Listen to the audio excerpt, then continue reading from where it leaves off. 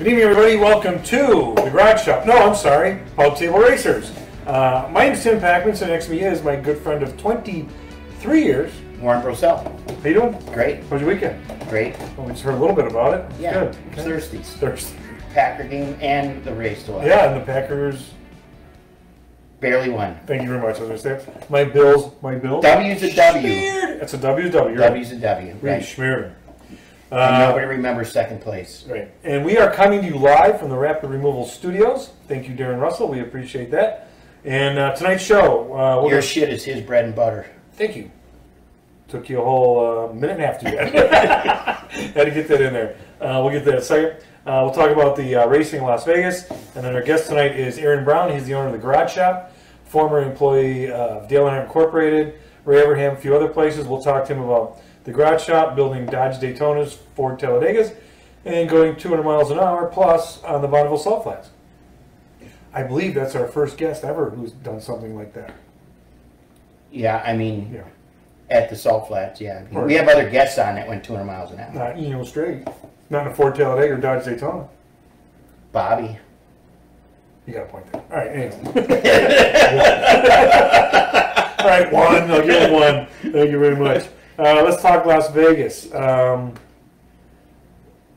Truck race was interesting.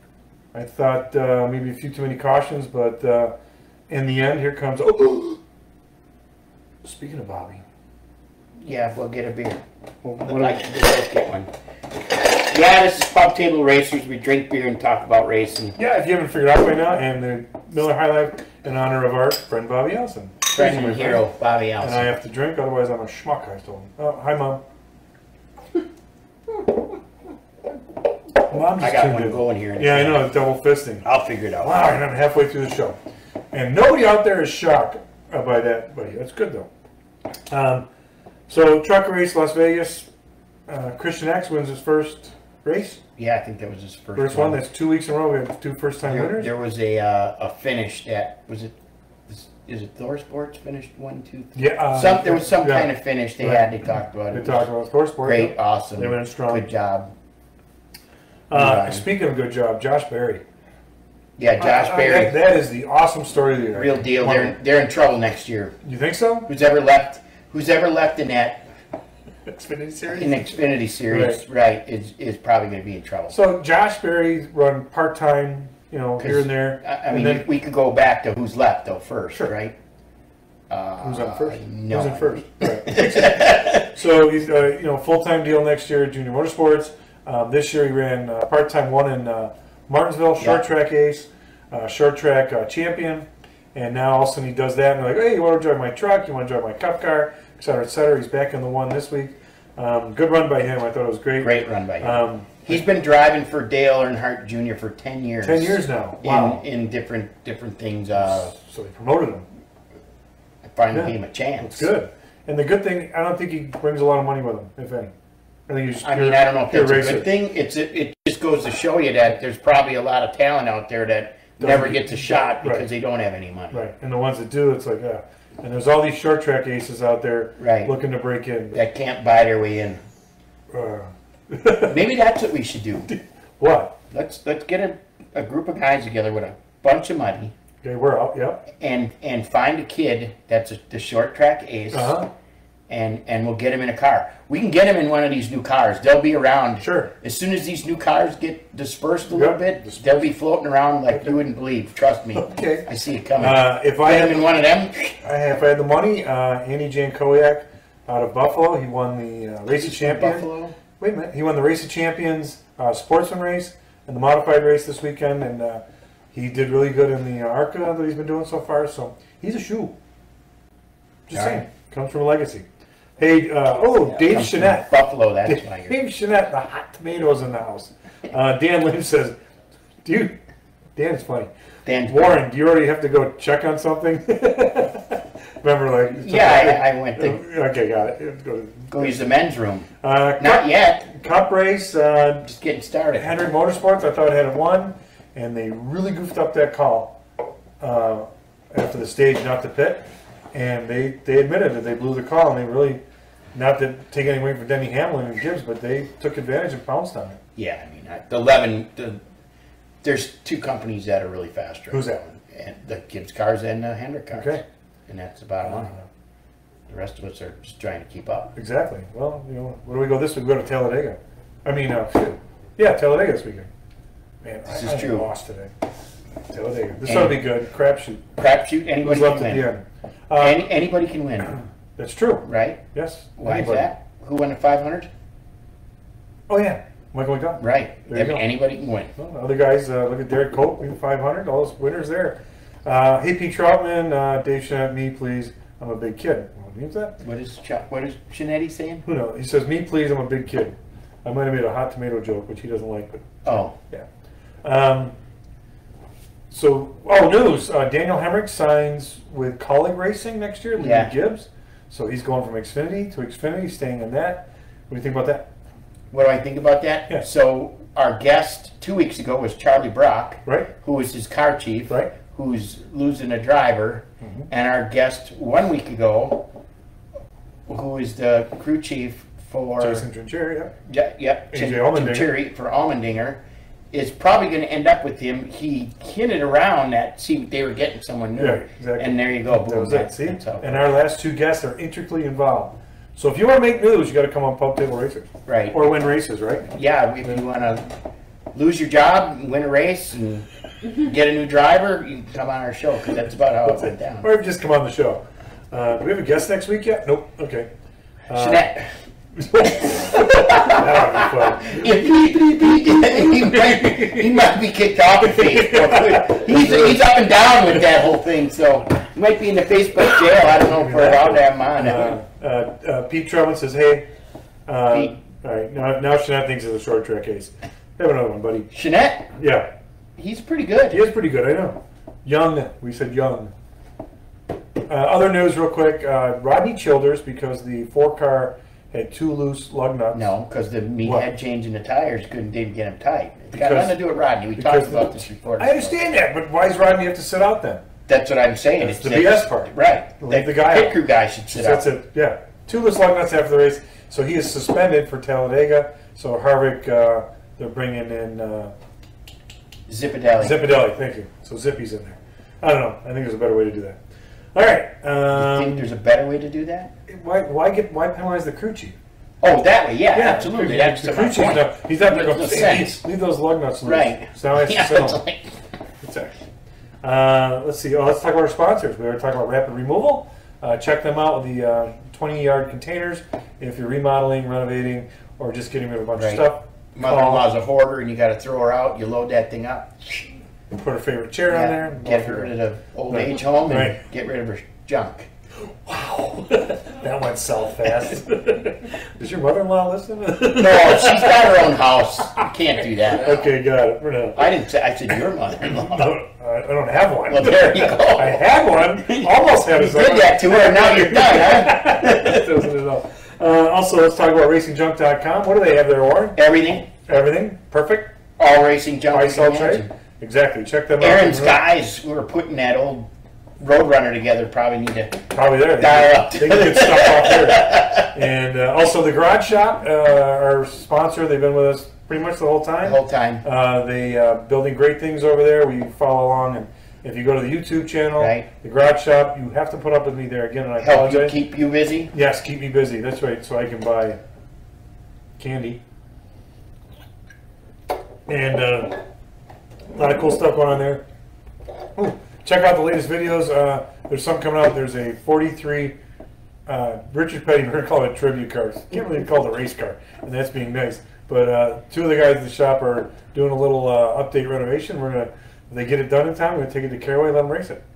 That's good. It's fun. I think you're going to video a lot of that stuff. I hope, right? I hope Get it on YouTube. you have to. 'Cause that's what people I want to think see. them guys should have to like wear cowboy boots and put that mustache and crazy hat on. Sure. All right. Well, there's a They fire should at least there. have to drive with cowboy boots on. Yeah. There you go. There it is. There it is. Perfect. Yeah, a couple of guys. Right. All right. We're ready, aren't we? Speaking of the Garage Shop, let's bring him up. Our guest tonight is Aaron Brown. Aaron Brown has been a longtime racer, very close to the Bobby Isaacs family, former NASCAR team member at Dale Earnhardt Incorporated. We work with them together there, and also Abraham Motorsports.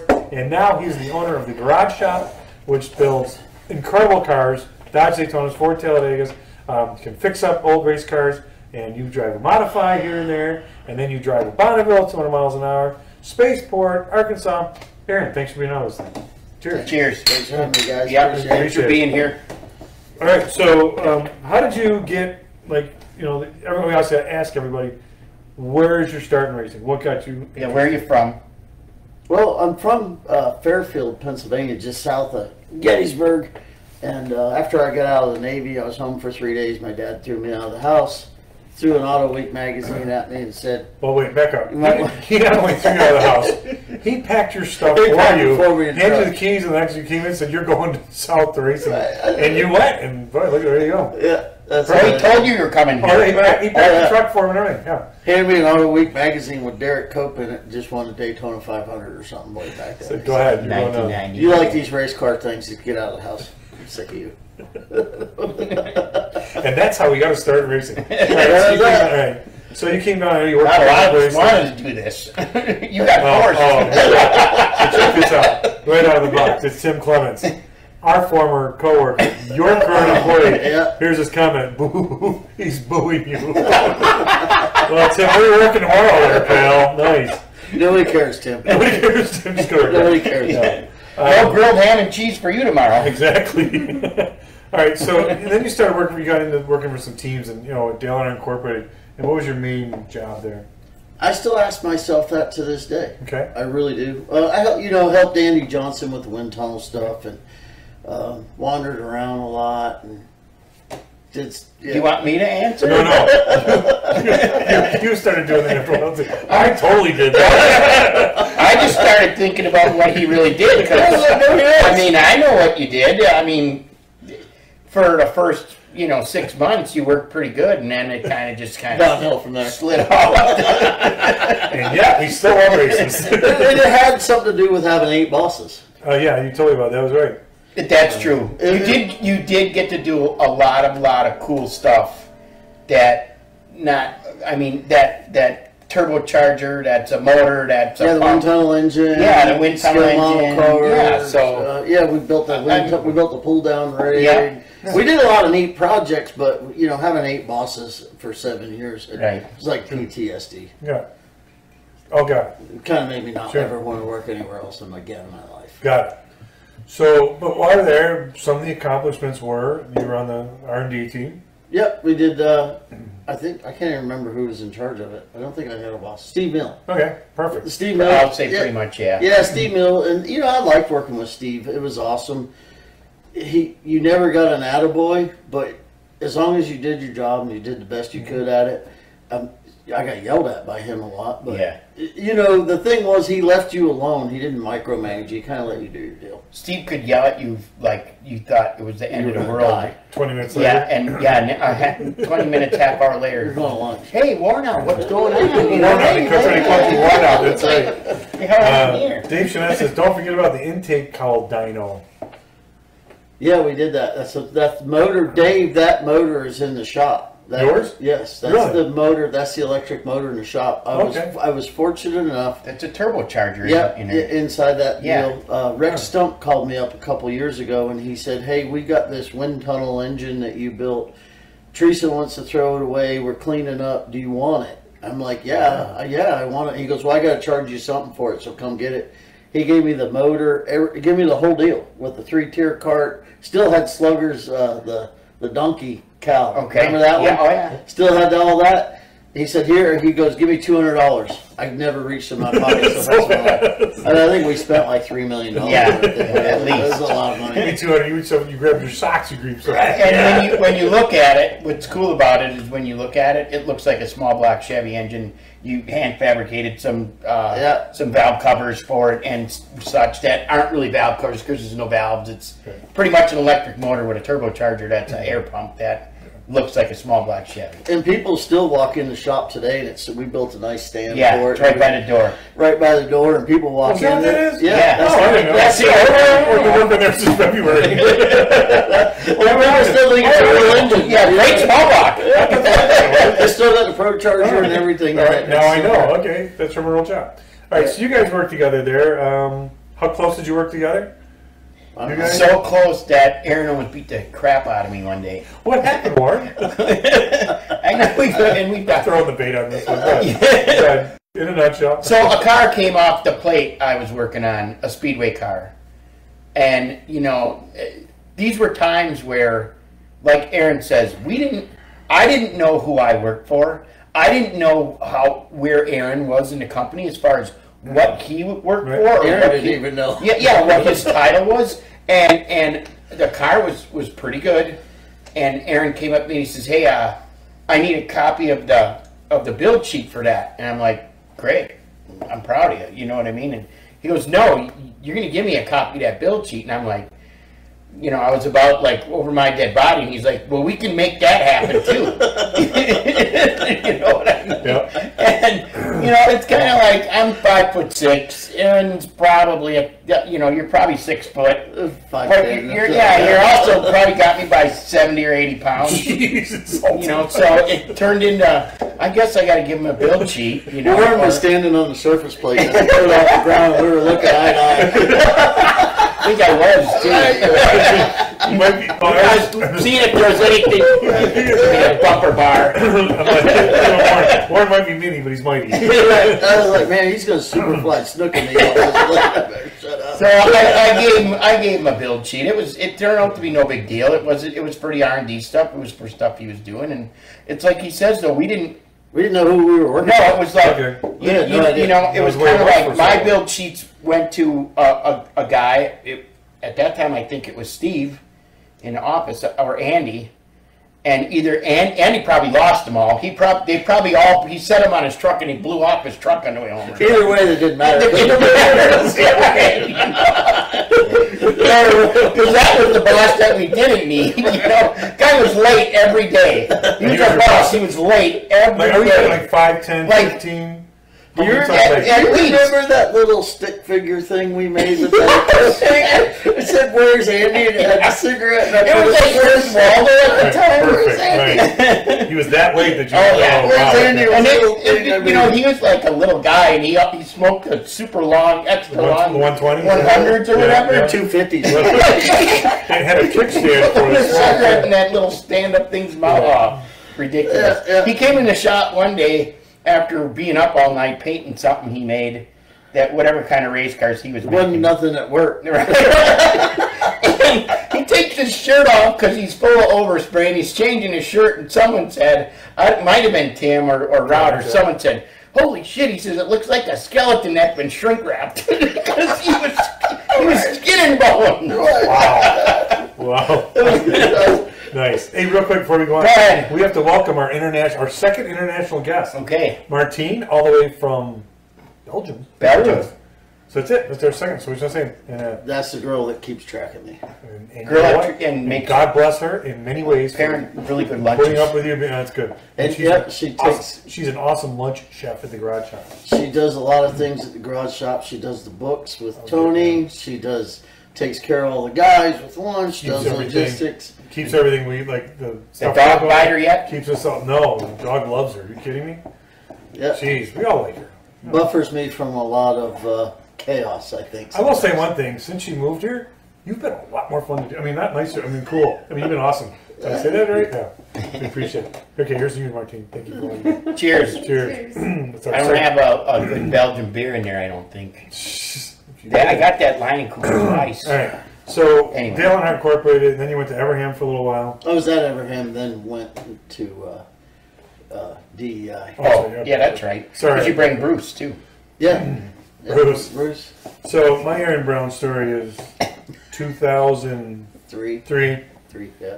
I think it's 2000. I went from the media side to a team side. We win the Daytona 500. Woo, let's party, right? So everyone's out, this and that. Somehow we connect somewhere, and he goes. They left us at the racetrack. They left us at the racetrack, but they left us, I think, at the ocean deck or something like that. No, they left us at the racetrack. That's right. So whose rental did you have? Or did you get it after No, I cab? got Steve's. So we have the 500, Okay. we're all good.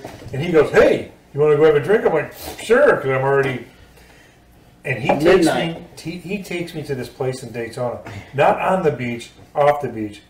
We walk in Porthole. the Lounge. porthole. Yeah, that was Porthole. when they- Anything that's called a lounge Yeah. down there is like walk in. You cut the cigarette smoke. You can cut the grease and the cigarette smell and the blue hairs and the people in there. I'm like, oh my God, I'm going to die. I just won the Daytona 500 with these guys. I'm going to die and no one's going to know where to find us. And somehow we ended up in there and they're like, we won the Daytona 500. And then the drinks and shots and blah, blah, blah. We had friends there, though. You had friends there. I knew people. I left with friends there. And you know, the more I know you now, I was not shocked at all. So we were driving across the country together over up to Bonneville. We were in the middle of nowhere. And I look over and I go, did you ever think in 2003 from the port hole lounge we would be now riding across the desert to go race in Bonneville Salt Flats? So that was it. Thank God. It was a good memory, great memory. So let's talk about the garage shop. You formed this, and what was your goal when you first started it? Well, it all kind of started with Project 39. You started to build that truck in the old shop at the house. And Okay. as we started building that, Mike Alvarez and Jim Sweener from Race and Jump. Formerly, yeah. Yeah, and you know, some friends at Roush Yates Engines. That's how far back this goes, when they had Roush Yates used parts, and some friends from down there, and even Jeff Clark. Trey Princess. So this Cheers is like Been a while. Yeah, 07 was 08. formed, Yeah, 07, 08. And Project 39, folks, is a truck. Yeah, Rat Rod. Was it safe to say? It's a 39 Ford, world's fastest rat rod. We ran 213 Yep. and some change with it. yeah. Where? Arkansas. Okay. Standing mile. Perfect. And with a Roush Yates FR9, Jeff takes good care of us over there, and Mr. Yates. And so, as that thing started going along, it's like, wow, people are actually wanting to be a part of this and help, and people are paying us for the content from this. And you know, but it just didn't happen overnight. Mm-hmm. We were doing a lot of cup restorations and still racing and doing some stuff. And then it came a time around 2015, 16, where I either had to make a decision to restore cup cars and have a customer base, or totally forget all that and do the corporate side and provide digital content for the through other projects. So let me throw something in there that I know you did that I think you're forgetting. You did some kind of Jeep thing. Oh, I did that, yeah. So you drove this. You built this. FJ. First of all, what did you build? FJ40. FJ40. Yeah. What kind of power? Small block Chevy, 3-link in front, 4-link rear. Just kind of a. That was after Project 39. Right. Yeah. Yeah. Well, that was the next thing we did. We took that. We took Project 39 to raced it. Took to SEMA, did real good. Yeah. Jim Sweener used to work at Race and Jump. Him and I are sitting having a few beers at SEMA, and I said, "Man, this is really dumb." He said, "Why?" I said, "People are pushing vehicles around with their hands. Right. We're going to build it." And they had tires wrapped in plastic. Yeah, plastic and all that. Yeah. And so we took the FJ and we built that up in the first year. We did the Trans-America Trail right here from North Carolina. Goes from where to where? North Carolina, and we went all the way to Las Vegas off-road. And then 30 days, 6,000 miles. 30 days, 6,000 miles, and then Off-road. parked in the SEMA. booth. In the booth. Drove at in, SEMA. drove it out. Yeah, but you came off the Trail right to the booth. right to the people were like, whoa, look at this thing. It was like pretty it was neat. dirty and it had so yeah. Yeah, It was real. Had an AR-15 on the hood. So the 30 days across the country, I mean, you Camped you out had to and- see incredible. It was unbelievable. I mean, the first trip was really kind of mind-numbing because we just didn't know what we were doing. Yeah. The second year was a lot more fun because we were a little bit more relaxed, and we did the Oregon Trail from Independence. Drew Patey, Safety Clean, stepped up, and This is Buddy all Judy, off-road. All off-road. We found Ed Goff. He's a navigator, rides with me all the time. He found and mapped the original Oregon Trail. Really? The original. We watched a YouTube video on the Mormon Trail runs parallel with the Oregon Trail, and a bunch of people died. There are all kids on them bicycles on that Mormon Trail? No, there's nothing on that. There's nothing. You went there. So we did the Oregon Trail. That was 30 days, That's how they show it. 5,000 miles. And, So, and where did that start? From where to where? Independence, Missouri, Got it. and then we went out to Nevada. We got to what they call the parting of the ways, is where the California Trail and the Oregon Trail split. We went south on the California Trail. Actually went through Bonneville, went Okay. through Wendover, Right. on Salt Flats, and went up over and took the California Trail and then went south. Is there little towns and stuff on this thing? Yeah, it's I mean, great. like Yeah. little tiny little Well, there's like old homesteads outposts out or there. whatever. Or, What's really cool I on mean, the how do Oregon you Trail? get food? Is I guess is what We stop once a week. I mean, we have a 50. We carry 50 gallons of fuel on board. We got about a 500-mile range, so every other day you got to stop. But one of the coolest things I learned about the Oregon Trail is when we left Independence, Missouri. We went through Kansas City, out in Leavenworth, and we were in the dirt. And as you go out through that farmland, out through all those, you'll see all these old homesteads. So they basically made it like 50 miles and said, enough of this shit. I'm done. And the whole time, that's how all They these built a homestead. Right, they built a homestead and that's where they stayed. Right. And the whole way across, out in the middle of nowhere, you see these homesteads or towns, Right. Along the Platte River. And I mean, can you imagine riding a horse and buggy wagon thing from Missouri to Oregon? I mean, imagine how many people said at some point, I had enough of this. This looks great, let's stay here. Yeah. And that's what they did. And there was nothing. We'll fall off. Good enough. I never ride a horse Done. from my house to Troutman. Right, I'm done. And that's how probably Kansas City got born. It's a I got a sore ass. I'm ready to hang up. All right. Doesn't stay Here we here. are. Horse died. We're done. And then, so we did that, and then the third year we did the Continental Divide Trail. We went from Canada to Mexico, and then back up to Las Vegas to see them. That was So the a interest terrible trip. in what you were doing. I'm sorry. What? That was a terrible trip. Just because of the back and forth. No, it snowed for 21 days. Oh, perfect. Yes. Cut your butt. Snow, rain, and ice. Nice. Followed you. Nice. We pulled into the southernmost point of New Mexico, and this 100-year-old woman walked out of this one-pump gas station with this purple coat on, like from 1982 with down feather. Remember that thing? Yeah. And she goes, it hasn't been this cold since like 1982. No shit. You still Here we are. And his coat was new. Oh, so it's And this thing had dust all over it, like moss and mice turds on it. This is you got to be shitting me. But it was worth it. Was it fun? No, that trip was not fun. It was very challenging. So when you got to see what people were following along, then they came up and We broke all kind of stuff too. I lost my credit card. We busted a steering arm. I ran into a rock, backed into a tree. It was a long. Okay. It was From hell? Yes, it was a long. And you know why the Rocky Mountains? You know why they call them that? Why? Because they're rocky. They're very rocky. I've seen them all. And you think they're just in Colorado? No, the mountains are bigger in New Mexico. Yeah, we drove through there. I saw them. They were Right. bigger. So They all go all the way from Canada. They do. They actually do. And they're really big. So from there, all of a sudden, now the garage shop started to evolve into other. Well, from there, Drew Patey called me up one day, and Ed and I were perfectly happy doing our off-road stuff. We were planning our 4th trip, and we had some projects at the shop that were doing real well. And Drew said, hey, fly out to Bonneville. I need you to do some drone work, because we had just got one of the drones for the trip. I'm like, it sounds like a trap. And it was, because we went out there in 07 and took the stock car out there, a real stock car, bone stock car, and went 244. And then we kind of just dropped it from there. So I went out there. We were there for 2 days on the way out. He goes, why don't we build let's get a real stock car and come out here and see how fast it'll go. Well, we'll see how fast a real stock car can go. Okay. So, but your choice was? My choice was the off-roading, but No. What stock car to build? no, there was no doubt it was going to be a Ford. Okay. Because we had the relationship with Project 39 and Jeff Clark and Mr. Yates. You had the power. Yeah, I mean they stood behind everything we've ever done, Okay. and so Drew got a hold of Mr. Yates. They made a deal. We got an engine. Mr. Roush gave us a car. Yep, the 6. Yeah, the 6 car, and we picked everything up and kind of put it all together and went to Arkansas. We went 225 miles an hour in a standing mile with pretty much bone stock car. Not bad. Not bad at all. But so everybody knows, it doesn't have a restrictor plate on it. No. It's not a 550 car. It's not. This thing probably makes 850, 900.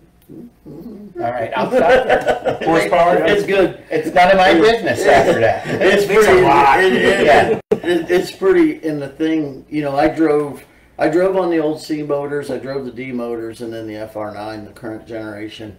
That FR9 is just an amazing piece of engineering. I mean, you can hold your hand on the shifter at 9,400 RPM, and it don't move. Right. You don't even feel it. The car just the C motor had acceleration like a rocket. You know, it had lots of torque because it was so heavy. The D motor was, you know, that motor really didn't do much in the 39. It picked up a couple mile an hour over our C motor. But that FR9, when we put that in there, it went, whoo.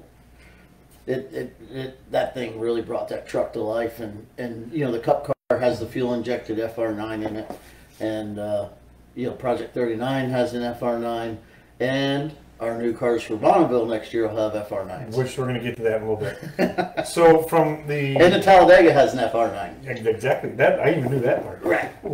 So from there, awesome. Where did the, when you're out there at Bonneville, where did the whole Bobby Isaac tribute car come from? Well, years ago when I first came down, I lived right beside Goldie, which was his sister. And you know, she used to give me grilled cheese sandwiches and stuff because I had no money.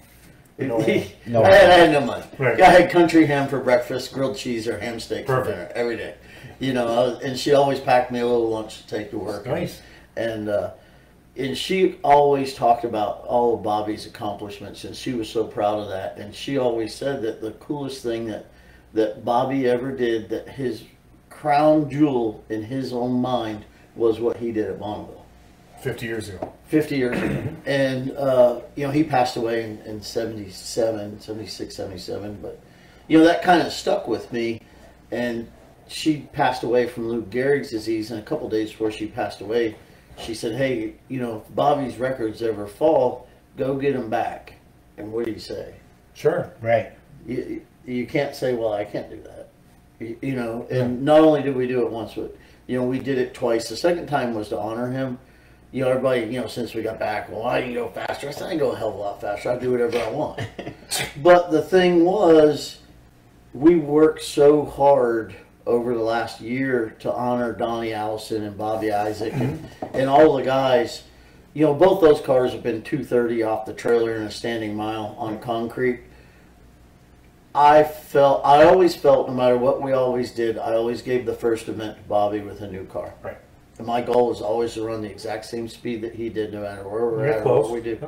And we did that with the 39, with the Cup car. You know, we did it with the Talladega, we did it with the Daytona. And the thing, my mind, and you know, we rode across the country together, and I think you asked me a couple of times what I thought, and I never really gave an answer. You were sleeping? I didn't know the answer. Jesus, Aaron, you're sleeping. I didn't know the answer. I was allowed to drive. You know, I didn't know. You were asking him questions. Like Griswold. Everybody had their sights set on these big speeds based on what we did. You know, we went to Spaceport, unloaded, and went 230. Yep. Right off the trailer. On the Ford Talladega. Yeah, no problem. One hand on the wheel. And in my mind, I knew the minute we laid the frame rails for that car, that the first time we ever went to Bonneville with that car, that all I wanted to do with either one of those cars was go the same speed as Bobby. Because at what those cars are capable of 240, they've already proven it. But at what point, if you go do that, then it's not about them anymore. It makes it not about them, and to me, it wasn't right. And so I kind of had my tack set. You had it set where you wanted it to be? We had about 800 RPM of wheel spin, and I set it about 800 RPM high, and you know, low. I set about 800 RPM low on the dial, and I just kind of eased down through there. Tim was there. Yep. We had an awesome run going in that Talladega, and I jumped out of it at the Ford because I knew I was I went through the Ford where I needed to be to run 217, which Bobby ran 216.9. I ran 217.8. Right. And I didn't get back in the car after that was done. Well, before that, we had a little moment. And then you can catch it on the Garage Shop YouTube, where Aaron's going great. And all of a sudden you're like, hey, whoa, what's going on? Because there's on the in-car camera, you can see the passenger side, and there's a bar that's on the window. Yeah. And all of a sudden you're like, and I'm looking at that, I'm like, wait a minute, that mountain's not, whoa, where'd that mountain come from? Because you did a little spin, and all of a sudden you crashed into one of the timing and scoring. It was fun. Obliterated that. And We're listening on the radio. They go, "Oh, we have a flat spin. It looks like it's the 27 car," and we're listening to these crappy announcers at Bonneville, and we're like, "What?" He goes, and he doesn't say anything about it. We're like, "What happened?" And we, went out there and found out. But I mean, in the video, there's a lot of people say, "Oh, hey, what happened?" And we should have drove into the chute, blah blah blah. But you're going 200 miles an hour and you're spinning. We had went through the quarter at 201 at about the 2 3/4. There was the day before. We're going to wind back. The day before I qualified to Daytona for Vance, and I ran 201 off the trailer in the Daytona, but we were probably 215 or so. There was a little rough spot in the track and kind of hit that, and I pedaled it, and then there's a 3 you're done. Right. So the next day I was qualifying the Talladega on the short course, and I said, well, I'll just move over to the left. I'll be tricky. Well, it hooked the right side wheels. What happened was not less downforce on the Talladega, isn't it? So real quick for people, the short course is 4 miles, just 4 miles. The long course was 8. So we had to qualify it on the short course, and that's where you. Yeah, it just there's a couple of things that went through my mind when all that happened. The right front dug in, and it brought the left around. Mm-hmm. When it brought the left around and it hooked the right front, I knew it was going to snap. Right. The biggest thing that came to my mind was not getting yelled at by Jeff Clark and Mr. Yates about blowing their motor up for spinning it backwards. So you knocked it into neutral. Exactly. That's the first thing that was the biggest thing. And I always keep that in my mind because I don't want to tear up their equipment. Right. Motors aren't cheap. They're not cheap, and that was the first run for the car. Yeah. So when it went left, I just knocked it into neutral, and it did snap back. It snapped back, and it spun for a mile. I think we're around 2-3 miles.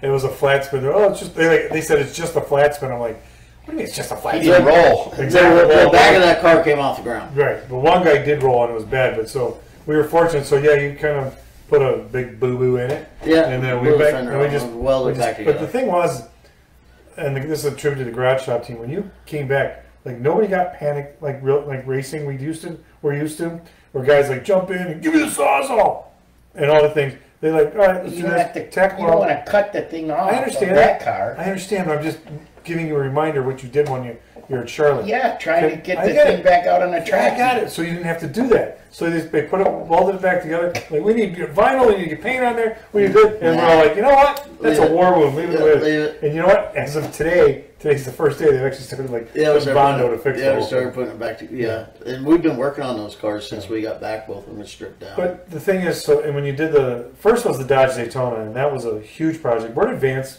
Kershaw come in? Well, Vance, he was one of our partners for Bonneville a few years ago, and Vance came out. We were getting ready to run the Cup car, and he's standing there, and he's awful quiet. And he's like, "Hey, how you doing?" I'm like, "Hey, who are you?" I don't know who this guy is. You wouldn't know him from Adam, right? No.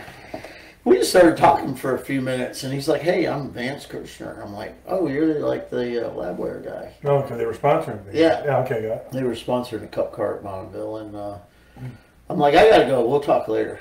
And we talked later, and and he's like, "Hey, if you could bring anything out here, what would you do?" I said, "Well, I'm building Bobby Isaac car." He goes, "Well, I might want to talk to you about that." And I didn't talk to him after that until I don't know, January or SEMA. He called me and said, "I want to come to SEMA." I said, "Okay, I'll get you some passes." We had the Cup car out there. Sure enough, I didn't hear from him for another couple months. I get a phone call, and he's standing outside the building. So I take him his tickets. Him and Chad and his nephew, they go do their stuff, and he called me, say, "We're going to dinner tonight. We go with you." And I'm sure. And so Martine and all of us, we all went to dinner. And after dinner, he goes, "I really want to be a part of that." We never talked about it. Right. I wasn't my son. I just you either want to do it or you don't. I'm not gonna beg you. Right, exactly.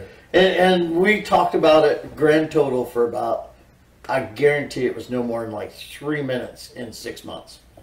And we walked out of dinner, and he pulled his wallet out and wrote out a check. And he goes, "Will this be enough for me to be a part of that deal?" I'm passed out. As a matter of fact, that's exactly what I was thinking. and not only one more zero, you can own the joint. And He knows the whole road.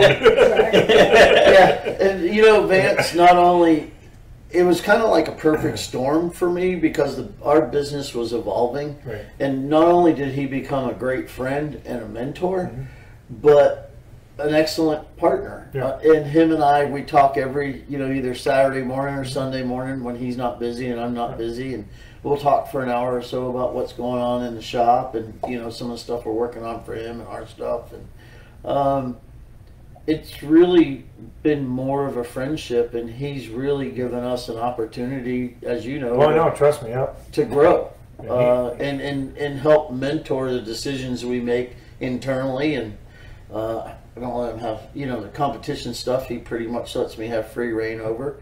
And, the business stuff, he'll always offer, it might not be what you want to hear, but it's the truth. Because he's a very successful businessman. Right. Yeah.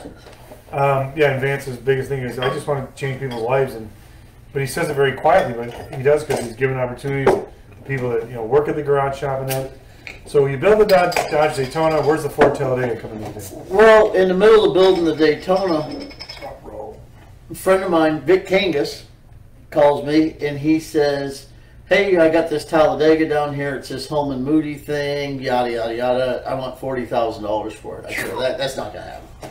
I wouldn't." How bad was it?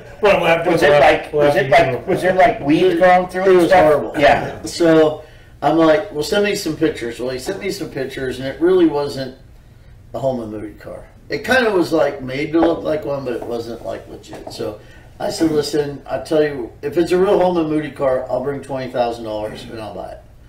And so Grandpa and me jumped in the truck, drove to Florida, and we're looking at it, and like, not only is this not a real Holman Moody car, I don't even want to put it in my trailer.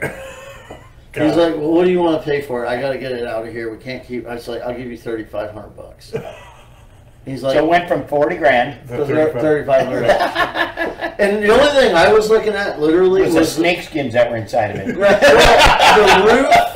the roof and the core. Was that right? And the roof, the deck, the hood, and the Talladega part, that little extension on the nose. The fenders were almost junk. I was looking at it for the sheet metal because you can't buy Talladega sheet metal. Right. And he's like, "All right." And I was like, "Damn it, now I gotta load all this junk in these boxes and all this crap." So we filled this whole car up, and me and Grandpa drove home, took it over behind Billy's farm, and left it there for about 6 months. And Vance called one day and he goes, "How the hell are we gonna have an Aero Wars without the other car?" Ford Talladega. Right. As a matter of fact, guess what? Yeah. Well, I already told him I was going to look at it. it. Yeah, and he knew we had it, but I didn't know what I was going to do with it. But he didn't have to worry about it. It was sitting at Billy's farm, wrapped up in a big giant tarp. And so we built that car in 8 months. No, not even 8 months. No, four and a half, almost 5. 4.5 months, 5 months we built that car. So now you had the Aero Wars. And the significance of the Aero Wars is, in 69 and 70, it was the Ford Talladega versus the Dodge Daytona. And Superbirds. And Super. In history, that was like, these cars were kicking ass, going back and forth with each other. And people were like, "Man, these cars are fast," and they got faster and faster. And then in 1970, NASCAR said, "You guys are done with it." Yeah, we're done with this. So bringing that back, it's brought a lot of attention. Well, to me, out of the whole project, one of the coolest things is, Donnie Allison Yep. has become a really good friend of ours, and we did the unveil for him at Charlotte, which you can see on YouTube. We surprised on the Garage Shop channel. Yeah, exactly. surprised him, like really surprised him because he thought it was going to be a Yarborough 98, and Donnie was up at the shop, the other day when you guys were doing some stuff with him, and the first time I met Donnie, and I knew Donnie because I worked with him on 26 car with Hut. Okay. And it was the first time he ever been around me for more than an hour without yelling at me. So that was kind of made me feel good. Because then when we worked at King Racing, Donnie would come and yelling at you. Yeah, everybody yelled at everybody. So, but Donnie, he said, "I'm gonna tell you something." He's gonna yell at police. Yeah. He's gonna tell you something. These cars, he said, you got to get the back of the car up the ground. Right. He goes, "They did tail wacky," and you didn't know himself. Yeah. We got this. You're thinking I'm the old school NASCAR guy. I know how to do this. We're gonna lower the whole thing, slam it down under her. Right. Yeah, first time I took that car down a racetrack, and I was like, God damn, Donnie was right. he told you that too. Yeah, it was in Arkansas. And we got back, and Brian Cram and I took it over the wind tunnel, and we totally changed. I mean, we left with the car that looks like the back of the car is up in the air to make it work. And actually, the lift over drag value, the higher you made the back of the car, made more downforce with less drag. Right. It was like, what? Whoa. So How do you do that? Real quick, lift over drag, L over D we call it. It's the percentage of drag to downforce number on a car like what he's talking about. You want to have the drag number be way lower than the lift number, or have them be equal, and not the most downforce you can have for the least amount of drag. Yeah. And we found an attitude where that car really worked, and we worked on our bump stop package and bump springs and all that stuff to get it to kind of, when those cars are kind of difficult because you got to get them to rock back like a drag car to make grip, but then as they get going faster and faster, you got to get the nose punched. So when I come look at that car when it was done, because I really never seen one in real life, and you look at it, when you started talking to me about it, a lot of it makes sense because it's a huge lever. Mm-hmm.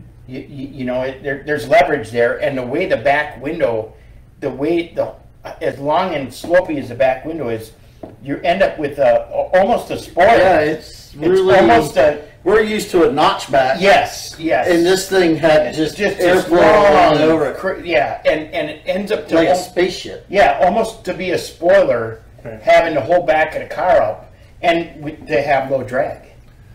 So when you drove it out there, and we went to Spaceport, and you were like, "Ooh, what's the difference?" You noticed that right away. Oh yeah. Yeah, that was huge. Like that thing went by, and we're like, "Oh my!" Like you could hear the difference, and it was a flat surface, and then we from there we took it to Bonneville. And I think for me, one of the things of being a history person, we put all those cars out on the salt, and people would just drive by, drive up, take pictures, want to talk about it, and it was just cool to like. Since then, to me, it's like we've revived, or it's been revived, like memories and like the Aero Wars that people didn't even know about. And now here's a shop in Denver, North Carolina.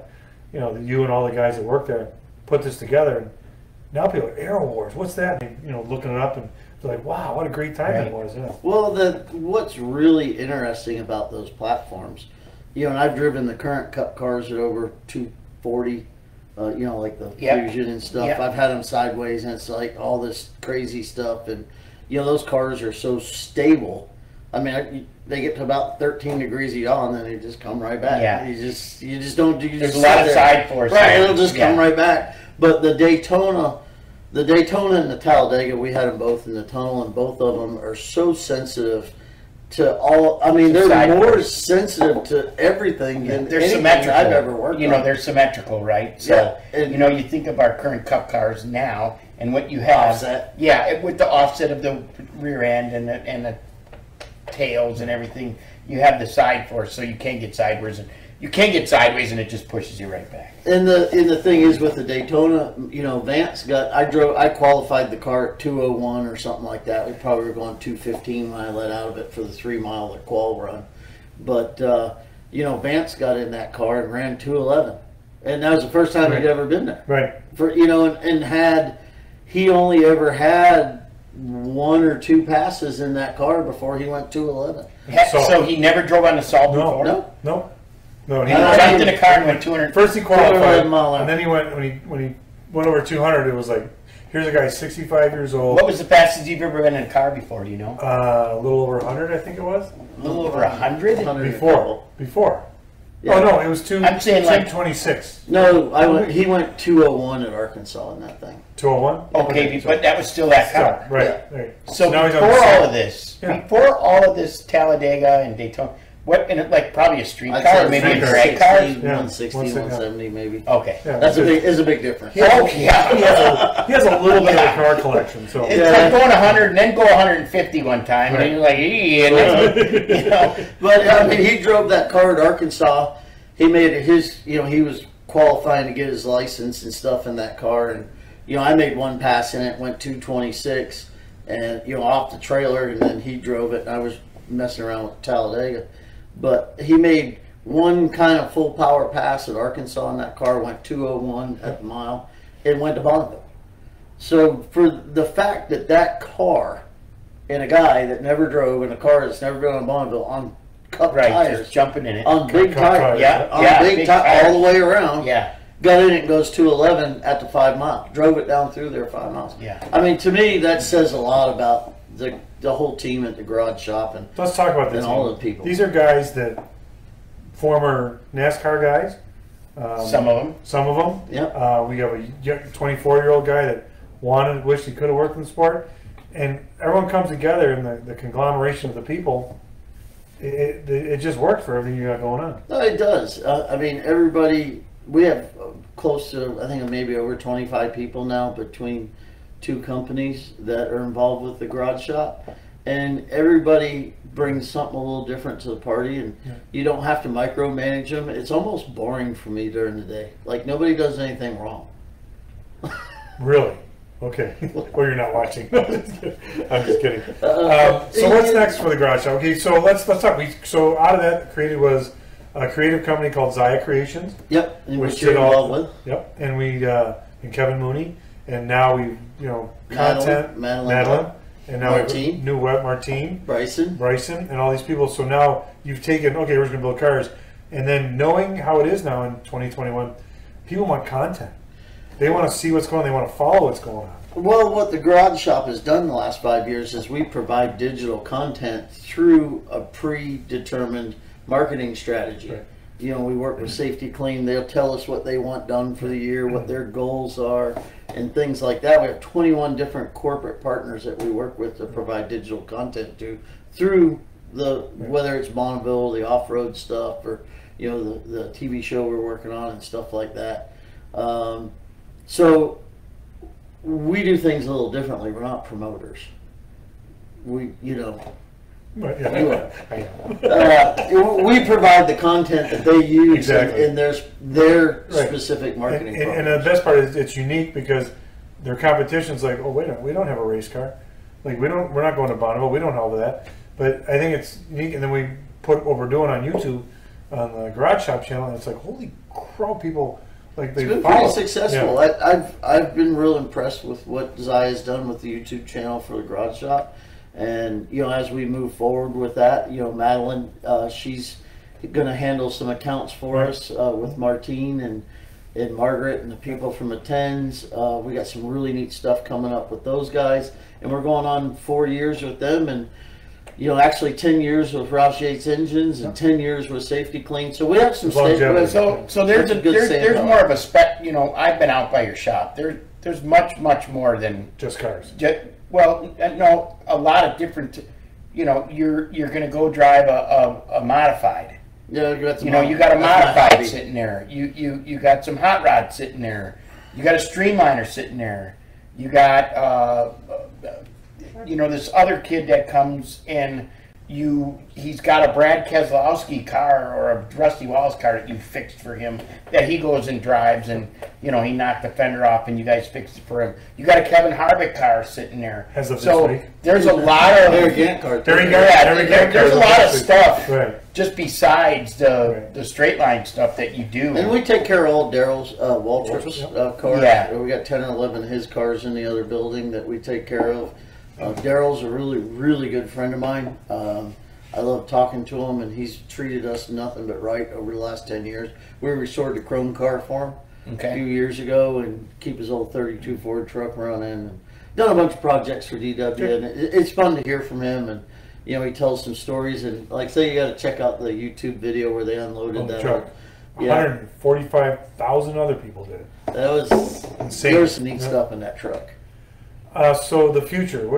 Let's talk. What do you think goes beyond what's going on now? Well, for the last 15 years, we've been doing the stock car stuff and land speed racing, and as much as I appreciate doing all that, what I don't appreciate is going to Bonneville and having those guys tell us, well, build something for a class. Here it comes. The stock cars, they're not this, they're not that. I was going to ask you about this, but I'm glad you're bringing it up. They said it's really kind of I'll say it. It's bullshit. It is. It is bullshit. And so we're standing there, and we have a love-hate relationship with those guys. I love them all, and they love to hate me. The part that gets me is we're sponsors of the deal. Right. We actually pay money to sponsor the event at Bonneville. At Bonneville. Yeah, I pay a lot of money to sponsor the event. A lot. Right. And they still give me a hard time. And this year was kind of the straw that broke the camel's back. And I looked at one of the tech officials. I said, "Oh, you tech officials, you all racing this shit, don't you?" Yeah. I said, "What class do y'all with all these officials?" "We race C Gas Street Roadster." I said, "Well, what the hell is that?" And they said, "Well, you got to assist this." I'm like, "All right, that's what I'm going to do." Well, that's not what we wanted you to do. Well, guess what you're going to do? You just won that award. Right. We're bringing one back. Wait, not one, two. And in addition to that, what else is being built in the shop right now? We got our the Streamliner. Streamliner. Yeah. It's we got 4 engines that Kenny Duttweiler and Charles Jenks is working on. Yep. Kenny Former Duttweiler DEI guy. from former DEI guy. Yep. They're blown. It's a blown gas Streamliner. Hopefully, we'll be in the 440s with that. What, he means 440 miles an hour. 440 mile an hour with that. Question: who's driving that, Aaron? Not me. That's what I thought. I'm out. I like that 220 to 250. Yeah, that's good. I'm really good. happy. I'm good right there. It's good. Yeah, you start thinking about that, and the Streamliner. If I find out I'm terminal, I'll give it for. If something happens to me, and the good thing, Warren, is we built it for somebody really short, so you don't think. I might have to lose. It's only 34 inches tall. If I'm tall. terminal, I might lose it all. So you can stand up and drive. My wife's over like, geez, all right, stop winking at me. What's that all about? And in doing that, we started our own engineering department with Spencer. Your son, Yep. The future is you're looking at, the Streamliner, the engineering, Roadsters, services for people outside of the garage shop. Yep, the engineering program. We're starting to do rapid prototyping because we got the big 3D printers. Yep. They're actually running a 58-hour print right now. I saw that today. I was like, how long? They said 58 hours. I said, I gotta go. See you. Plus, so you're 3D printing. Oh yeah, big time. Nice. And plus the carbon fiber, you name it. Plus the Zaya Creations with the digital content. We can manage with the Facebook things, whatever, or YouTube. It's a lot going on out of that shop out of Denver. But I do want to say one thing to you. Considering where you started and what you came from, what you're doing now, I give you all the credit in the world. I don't say that because I work for you. At times I'm saying it because it's what I've seen, and I believe in what's going on out there. So I'm going to say cheers to you. Yeah, I'll give you a cheers. Cheers to you because you and I went around a couple times, and I'm happy that you're being successful. And plus, I know if I needed a job, you'd give me one. Absolutely, Warren. You have a slot. We're gonna have to move with all these people you promised jobs. I'm an asshole, but I need all these people we promised jobs. I'm an asshole, but I'm a bullshit. We're building a Promont car too. Oh, what? When that's there? The Roadrunner. Oh, the Roadrunner. Yeah, I saw the 300 back end body in the 300 mile an hour half mile. Okay, great. Stay tuned. Garage Shop, YouTube, Instagram, all that stuff. And by the way, we have merchandise, but no one cares about it. We're good. All right. Hey, let's say it. Should we say it? Yeah. All right. Thank you, everybody. Have a safe week. Yeah. Good night, Say Dick. good night, Dick. Good night, Dick. Good night. Wow. Hey, another great show. Great show. Thank you so much, everybody, for tuning Enjoyed in. it. We appreciate it. We do this every Tuesday night. And Warren, I think the guests we've had have been fantastic. Phenomenal. And the people that are following us, we appreciate it. We're reaching 42,000 people a month. Can you believe that? And we appreciate you watching. And we're having fun. Hope everybody else enjoys it. That's it. And it's just a fun show. Bucket of beer. Guys sitting around talking about it. So keep tuning in. We appreciate it. Check out our store and everything. But we appreciate you people. And we will see you next week. Right, my friend? Yes, sir. All right. See you next week.